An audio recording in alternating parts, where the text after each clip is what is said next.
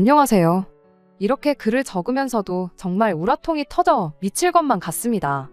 어려운 형편에도 열심히 노력해온 20년 결혼 생활이 말 그대로 하루아침에 물거품이 되게 생겼거든요.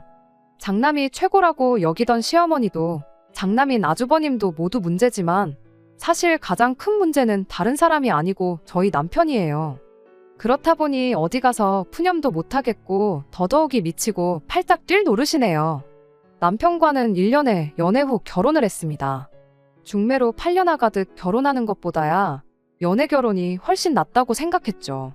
다른 것보다 남편의 착한 심성 하나가 참 마음에 들었어요. 세심한 배려와 양보가 몸에 배어있는 게 참 가정교육을 잘 받은 사람이구나 싶었습니다. 그런데 살아보니까 그게 가정교육을 잘 받아서 몸에 배어버린 습관이 아니었네요. 그리고 사람이 자기 속 못 챙기고 양보만 하고 있으니 그건 그거대로 답답해서 죽을 뻔했습니다. 저희 결혼할 때만 해도 남자가 집 해오고 여자가 혼수하는 게 어찌 보면 당연하다는 듯한 분위기였어요. 하지만 저희는 맨 땅에 헤딩하듯 아무것도 없이 시작했지요.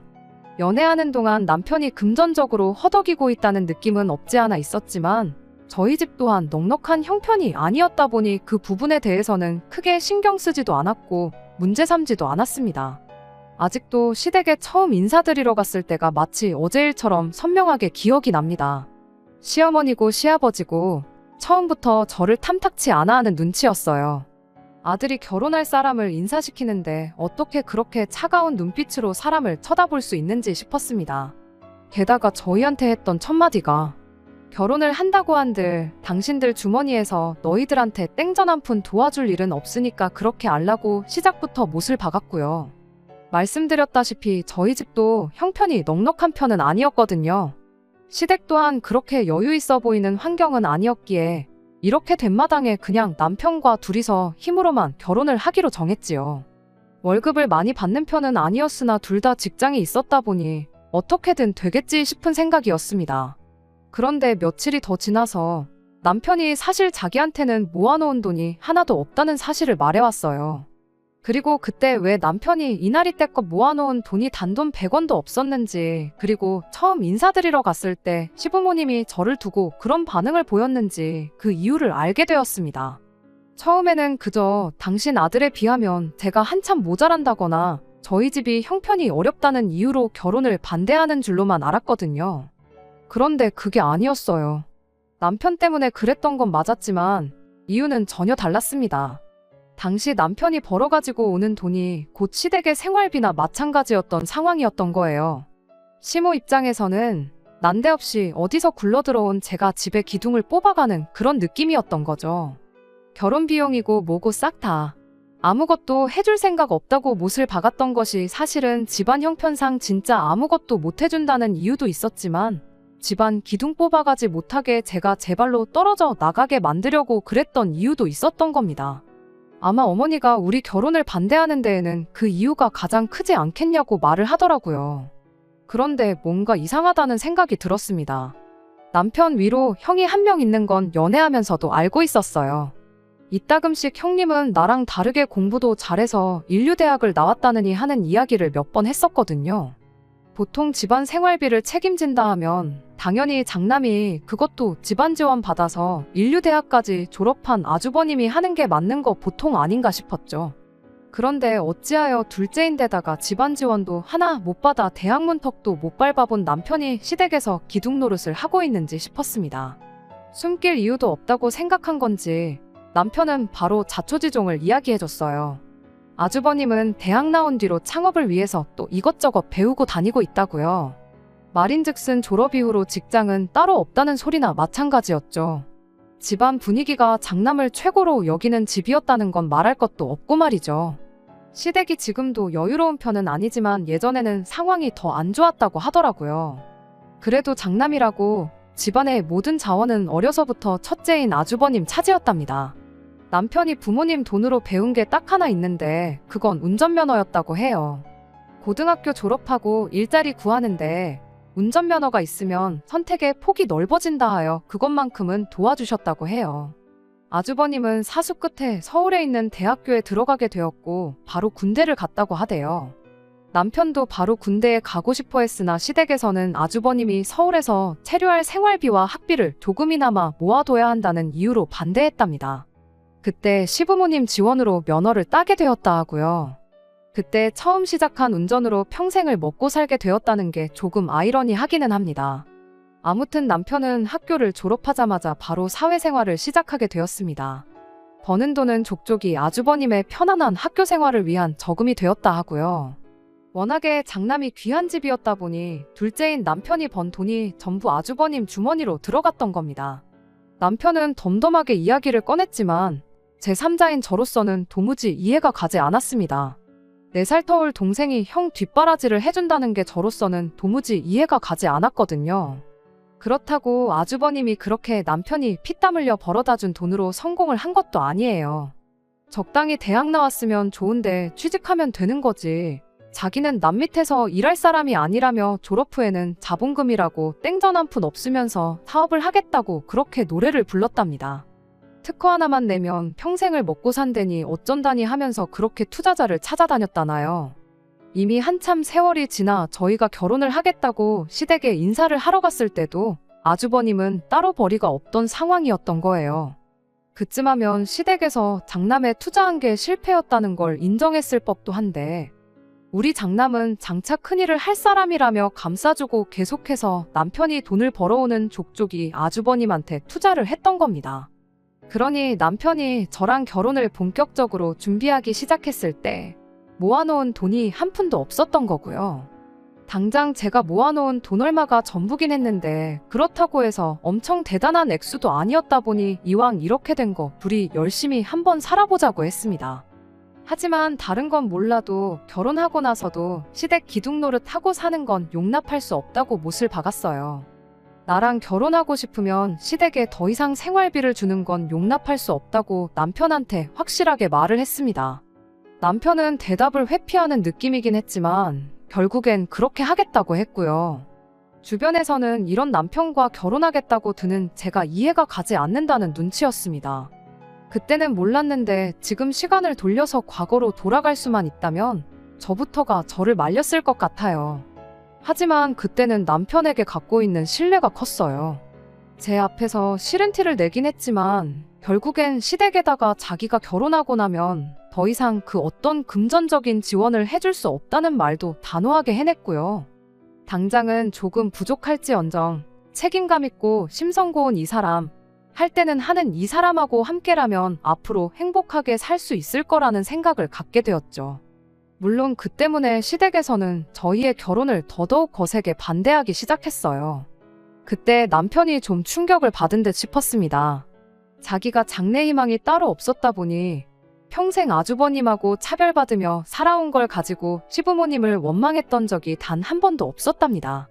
그리고 그 이후로 그때까지 형을 위해 가족을 위해서 라는 명목하에 죽어라 일하고 그동안 번 돈도 다 갖다 바쳤는데 가족들은 당장 돈 몇 푼 때문에 결혼을 반대하고 있으니 가족들은 자기 행복보다 자기가 벌어오는 얼마 안 되는 돈이 더 중요한 사람들처럼 보였다고 하대요. 그걸 이제서야 알았느냐고 한마디 해주고 싶었지만 아무 말 안 했어요. 남편 스스로가 뒤늦게나마 그 사실을 알았다는 게 다행이라 생각했죠. 남편이 가족들과 등지게 된 것이 심적으로 힘들어 보이긴 했지만 얼마 지나지 않아서 이내 정신을 차렸어요. 어쨌든 일이 이미 이렇게 돼버린 거 한편으로는 홀가분하다는 시기였거든요. 혼주석에 부모님도 없이 결혼하게 생겨서 미안하다. 한참 이런 이야기 나누고 있던 중에 난데없이 시어머니한테서 잠깐 좀 만나자는 연락을 받게 되었습니다. 나를 잡아 시댁에 방문했더니 웬일로 저희를 반겨줬어요. 뭐 대단한 건 아니지만 그날 시어머니한테 짜장면도 한 그릇 얻어먹었죠. 결혼을 반대할 때는 언제고 남편이 그래도 상관없다고 하니 저희들을 특별히 봐서 결혼을 허락해주겠다는 식으로 이야기를 하더라고요. 왜? 자식이기는 부모 없다고 하지 않았느냐. 곰곰이 생각해보니 어른인 당신들이 양보해주는 게 이치에 맞는 것 같았다. 이런 식으로 말이죠. 여전히 저희 결혼할 때는 아무것도 지원해줄 수 없다고 이야기도 했고요. 장남인 아주버님이 장가도 아직 안 갔는데 동생이 먼저 가는 것부터가 하극상이라며 저희한테 그 어떤 지원을 해준다 하더라도 그건 무조건 아주버님이 결혼해서 자리 잡은 이후가 될 것이라고 확실하게 선을 그었습니다. 애초에 당장 결혼식에 오시지 않을 수도 있겠다 생각했는데 허락이나마 받은 게 저희 입장에서는 감지덕지 아니냐 하고 생각했어요. 남편은 마냥 기뻐했는데 저는 솔직히 찜찜한 마음을 지울 수가 없었습니다. 결혼은 안 된다고 그렇게 반대를 하더니 그 어떤 계기도 없이 한 달도 안 지나서 결혼을 허락해주겠다고 나오는 게 분명히 다른 속셈이 있을지도 모른다는 생각이 들더라고요. 아니나 다를까 결혼식 한 달 앞두고 시어머니가 본심을 꺼내더군요. 니들이 아직 어리고 인생의 경험도 많지가 않으니 당신이 특별히 저희를 도와주겠다고요. 우리 애 어디 뭘 도와주려고 저러는 건가 싶었는데 아니나 다를까 저랑 남편 월급을 당신이 손수 관리를 해주겠다고 하시더라고요. 당장 남편이 모아놓은 게 한 푼 없던 가장 큰 이유가 월급이나마 얼마 되도 않는 돈 벌어오는 걸 가지고 당신들 생활비 쓰고 남는 건 아주버님 뒷바라지 해주는데 써서 그런 건 생각도 안 하고 남편이 돈이 없는 이유가 돈 관리를 할 줄 몰라서 그러는 거라는 소리를 하더라고요. 차라리 고양이한테 생선을 맡기지 이건 뭐 이젠 제가 벌어오는 돈까지 전부 아주버님 뒷바라지 하는데 쓰겠다는 말로밖에 들리지 않았습니다. 그 와중에 남편은 설마 내 돈만 있으면 몰라도 어머니가 당신 돈에까지 손을 대시겠냐며 한번 믿고 맡겨보자는 식으로 나왔어요. 당연히 저는 싫다고 했죠. 전 그렇게 하고 싶거든 결혼은 없던 일로 하자고 했어요. 시댁 기둥 노릇, 아주버님 지갑 노릇이 그렇게 하고 싶으면 혼자서 하라고요. 애초에 저랑 결혼하면서 부모님과 연도 끊겠다고 나왔던 남편이었다 보니 그런 바보 같은 선택은 하지 않더라고요. 그런데 의외로 시어머니 반응이 덤덤했습니다. 당연히 노발대발하면서 한마디를 하시던가 했을 텐데 니들 생각이 그렇다면 어쩔 수 없지 않겠냐면서 그냥 당장 어떻게 돈을 해줄 수는 없으니 어떻게든 도움을 주고 싶어서 꺼냈던 말이라며 웬일로 쉽게 물러났어요. 그런데 그렇게 나온 데에는 다 이유가 있었습니다. 시어머니는 저희가 돈을 맡기지 않는다고 나온다면 어떻게 해야 할지 다음 계획이 있었던 거예요. 결혼식 당일날 그 계획을 알게 되었죠. 아주버님이 남편 하객들 축의금을 받았는데 저희 결혼식 시작하기가 무섭게 그 돈을 가지고 집에 돌아가 버렸거든요. 특허 하나 내면 인생 핀다고 생각하던 아주버님이 당시 개발하던 무언가가 있었는데 투자처가 마땅치 않아서 시작도 못하고 있던 상황이었다더라고요. 그때 당시 축의금이라 하면 보통이 3만 원이고 조금 친하다 싶으면 5만 원 정도 주던 시기였어요. 아주버님이 방명록도 같이 가지고 가버린 탓에 남편 하객들이 축의금으로 얼마나 줬는지 정확히는 몰랐지만 머릿수대로 대충 계산해보니 넉넉하게 계산하면 400에서 500 정도 되는 돈이었습니다. 단돈 500만 원 투자받을 곳도 없고 당장에 남편이 시댁에 생활비 지원을 끊었다고 해도 그 돈 보태줄 상황이 안 돼서 계획적으로 결혼하는 동생, 결혼하는 아들 축의금을 들고 날랐다니 정말 이 사람들이 가족은 맞는가 싶었어요. 이게 말이나 되는 상황이냐 묻는 말에 시어머니는 어디 네 결혼식에 온 사람들이 다 네 하객들인 줄 아느냐고 당신과 아버님이 여태껏 남의 결혼식 다니면서 뿌린 돈 돌려받은 건데 어디서 축의금이 니들 거라고 우기고 있느냐. 원래도 축의금 들어온 건 부모한테 돌려주는 돈이다 하면서 축의금에 대한 소유권을 주장하셨어요. 굳이 따진다면 시부모님 하객은 그렇게 많지 않았고 대부분이 남편이 그동안 여기저기서 사회생활하면서 쌓아온 인맥들이 대부분이었어요. 그 자리에서 시시비비를 가린다면 가리겠지만 이미 방명록마저 사라진 와중에 그 사람들 다시 불러 모아 얼마를 냈는지 남편 하객인지 시부모님 하객인지 확인해 볼 수도 없는 노릇이었죠. 하지만 한편으로는 오히려 마음이 편하더라고요. 그 와중에도 그 푼돈을 어떻게든 챙기고 싶어서 몰래 가져갈 계획을 세웠던 게 남편한테는 여태껏 느꼈던 그 무엇보다 큰 배신감으로 돌아왔기 때문입니다. 남편은 그 돈은 그냥 자기가 어머니 드리는 걸로 하겠다고 대신 그 돈이 내가 어머니한테 드릴 수 있는 마지막 돈이라고 단호하게 못을 박았습니다. 어머님도 그제서야 노발대발 큰 소리를 치셨고요. 아들 새끼 키워봐야 아무 소용없네. 싸가지가 있네 없네 그런 이야기를 하면서 누가 들으면 뭐 네가 한 달에 1,000만 원씩 벌어다 준 줄 알겠다고. 네가 벌어다 주는 푼돈 이제 필요 없다. 여자애 환장해서 가족도 못 알아보는 놈 나도 아들 대접 해줄 생각 없다며 어디 둘이서 잘 먹고 잘 살아보라고 적반하장으로 나왔어요. 그 덕에 결혼하자마자부터 시댁과는 완전히 연을 끊고 결혼 생활을 시작할 수 있었습니다. 오히려 결혼하고 나면 저희한테 얼마라도 생활비를 요구하지 않을까 걱정이었는데 그 부분만큼은 다행이다 싶었어요. 하지만 아무래도 없이 시작한 결혼이었다 보니 처음에는 어디 가서 말도 못할 만큼 억척스럽게 살았어요. 신혼집이라고 방 하나 딸린 반지하에서 시작을 했습니다. 결혼 첫 해를 넘기면서 아이가 생기면서 친정집에 들어가 결혼 생활을 시작했고요. 친정도움은 받고 싶지 않았으나 당장 제가 일을 하지 않으면 가게에 직접적으로 타격을 입을 만큼 상황이 여의치 않았다 보니 어쩔 수 없는 선택이었습니다. 여름만 되면 곰팡이 냄새가 스멀스멀 올라오는 반지하였는데 그게 산모인 저와 아이한테도 좋을 것 같지 않았기도 하고요. 예정일 2주 전까지 출근했고 아이 태어나고 나서도 딱 한 달 몸추스르고 바로 출근했어요. 아이는 친정어머니께서 대신 돌봐주셨어요. 남편과는 상의 끝에 매달 100만 원씩 드리기로 했지요. 20년 전이라 할지라도 아이 봐주는 대신 드리는 돈 치고는 많이 적은 금액이었습니다. 친정 부모님께서 저희 결혼할 때 하나 보태주지 못했던 게 마음에 걸리신다며 저희한테 따로 생활비를 요구하신 적도 없었고요. 관리비며 심지어 저희 먹는 밥값까지 하나 저희한테 받지를 않으셨는데 아이까지 봐주시고 100만 원이면 솔직히 얼마 드렸다고 생각하지 않아요. 그런데 이걸 이유로 남편과 처음 문제가 생기게 되었습니다. 하루는 남편이 이 정도 시간이 지났으면 시어머니와 다시 연락을 하고 지내도 되지 않겠냐는 이야기를 해왔어요. 솔직히 내키는 이야기는 아니었습니다. 아이도 태어났는데 아이가 자라면서 외할머니, 외할아버지만 있는 게 아니고 친할머니, 친할아버지도 있다는 걸 알아야 하지 않겠느냐는 이유였지요. 친정 부모님께서도 암만 일이 그렇게 되어 연을 끊고 지내기로 했다 할지라도 부모 자식 간인데 얼마나 그립겠냐면서 저보고 조금만 마음의 문을 열어달라고까지 하셨어요. 남편 말 맞다나 우리 아이한테도 할머니, 할아버지에 대한 존재를 숨겨야 할 이유가 없다고 생각했기에 결국 그렇게 하자고 했지요. 그 후로 며칠 지나지 않아 시댁과 연락을 하게 되었어요. 아무리 장남이 귀한 집이라 해도 3년 가까운 시간 동안 연락 한 통 없이 지냈다 보니 둘째가 많이 그리웠나 본지 시부모님은 저희를 반갑게 맞이해 주셨습니다. 특허를 내겠다고 졸업 후부터 10년 가까이 허송세월 보내던 아주버님도 남편의 경제적인 지원이 끊기고 시댁에도 돈이 떨어지게 되니 어쩔 수 없이 사업 욕심을 버리고 직장을 구했다고 하더라고요. 시댁은 아주버님이 벌어오는 돈으로 생활을 하고 있다고 하고요. 이제야 드디어 아주버님도 정신 차리고 장남 노릇을 하고 있구나 싶었어요. 적어도 2번 다시 남편 돈으로 아주버님 뒷바라지를 해주겠다는 말은 나오지 않겠구나 안심이 되었습니다. 우여곡절이 있었지만 다시 정상적인 가족이 되었구나 생각했는데 다시 시댁과 교류를 하게 된 지 단 2달도 안 돼서 일이 터져버리고 말았어요.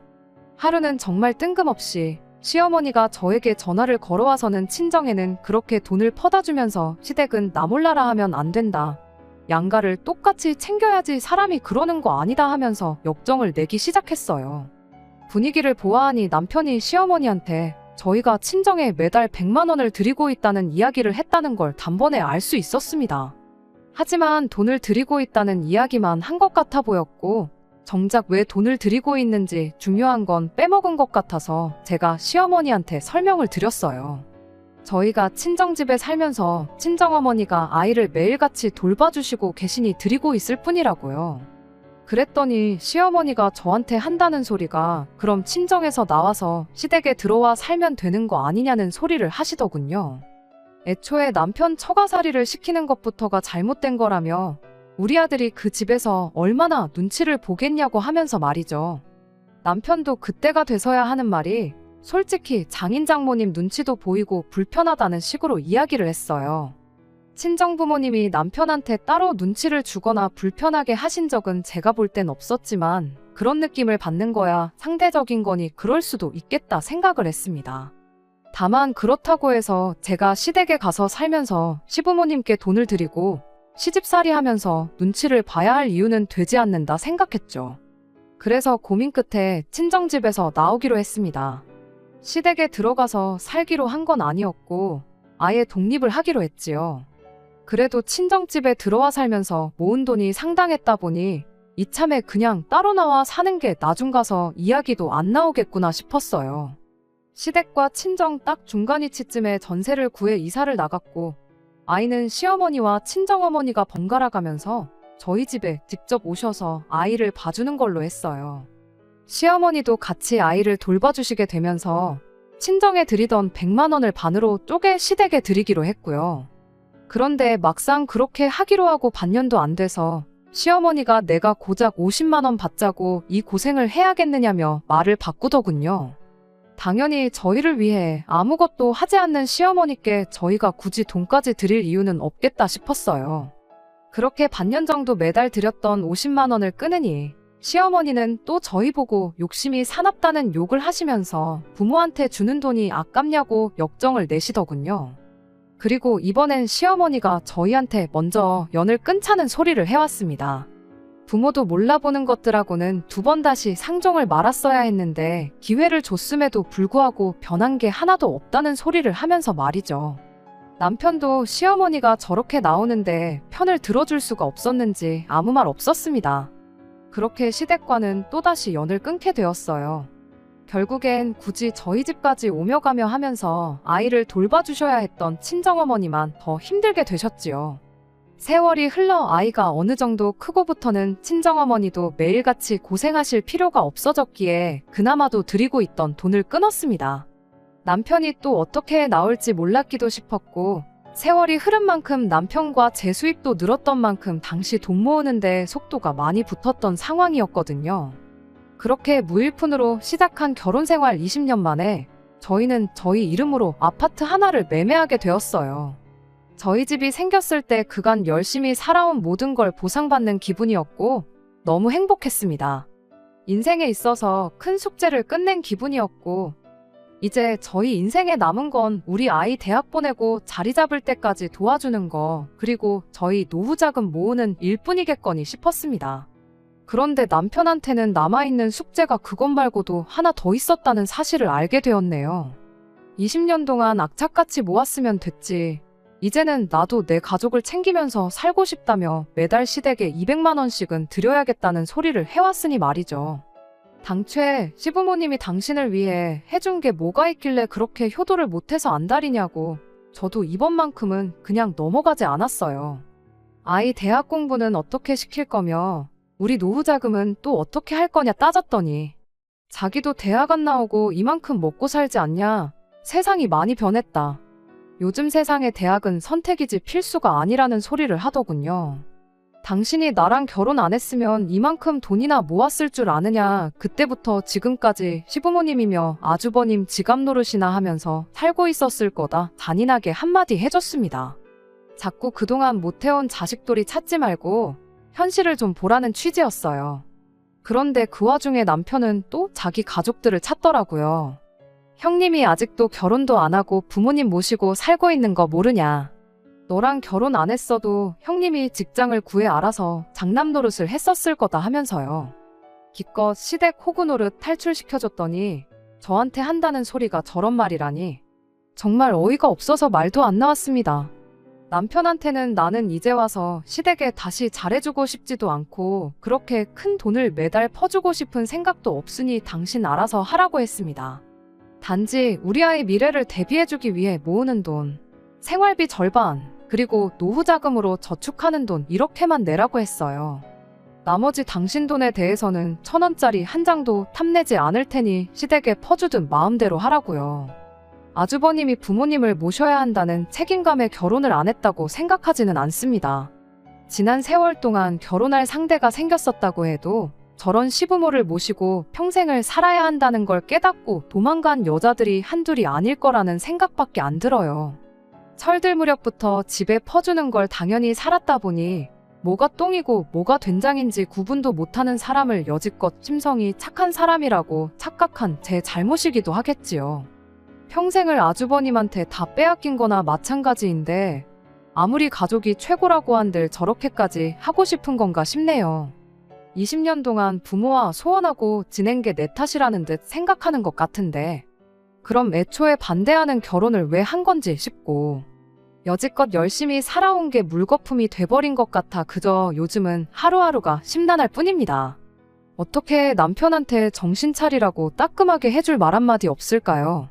하기야 제 말도 이렇게 안 듣는데 다른 사람 말이라고 들을까 싶기도 하네요. 20년 세월 열심히 살아온 날들 중 이렇게 후회되는 날은 또 처음이네요. 안녕하세요. 1년 만에 이렇게 다시 찾아뵙게 되었습니다. 남편이 시댁에 200씩 퍼주겠다는 말이 나오고 결국 3개월 뒤에 남편과 이혼을 하게 되었어요. 참으로 황당한 일이 아닐 수 없습니다.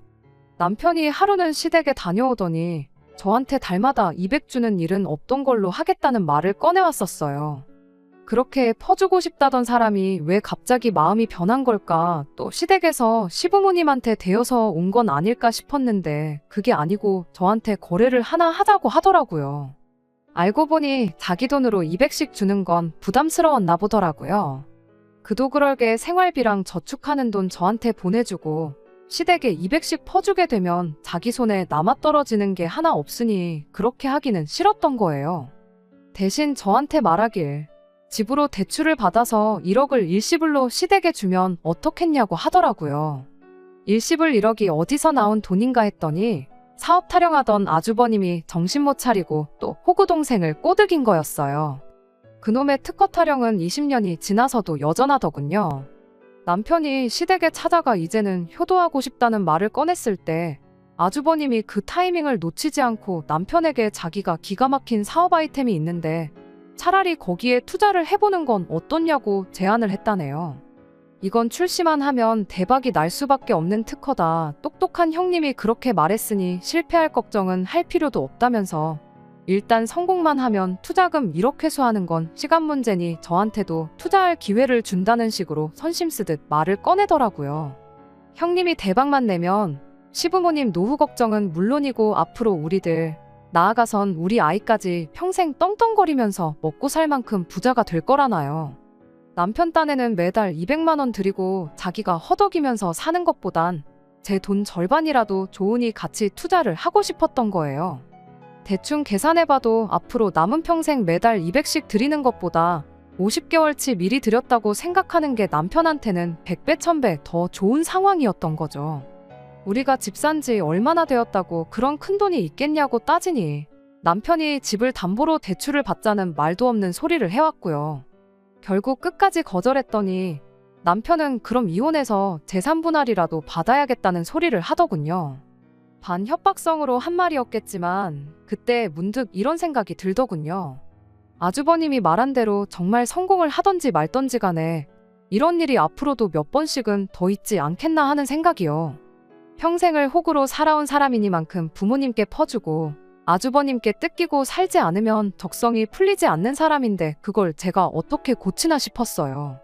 20년 세월 중간중간 다시 연락을 했긴 했어도 대부분의 세월을 연을 끊고 살아왔는데도 불구하고 뭔가 여유가 생길 때마다 가족들한테 퍼주고 싶어하는 사람을 고칠 방법은 없다고 생각했고 결국 저는 남편의 이혼하자는 말에 그렇게 하자고 대답했습니다.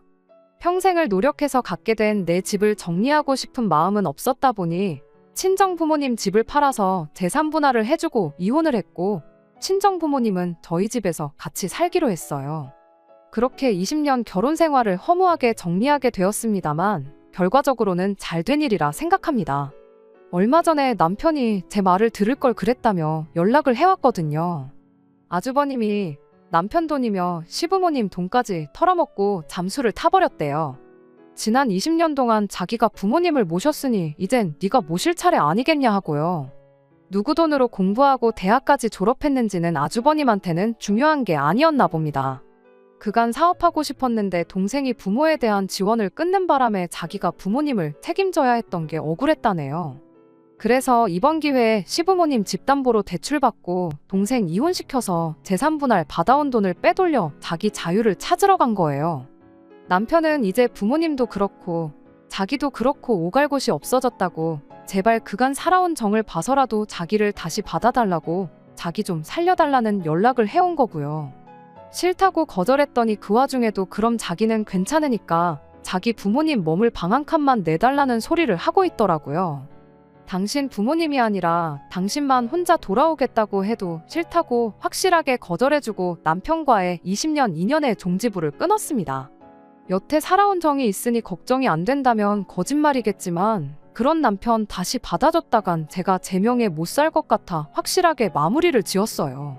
심성이 착한 사람 만나는 건 좋지만 착하기만 한 건 장점이 아니라 미련한 거라고 생각해요. 부디 우리 아이가 남편의 그런 점을 닮지 않았으면 싶습니다. 끝까지 들어주셔서 감사합니다. 오늘의 사연은 여기까지입니다. 구독과 좋아요, 알람 설정 부탁드리고 더 좋은 사연으로 다시 찾아뵙겠습니다. 감사합니다.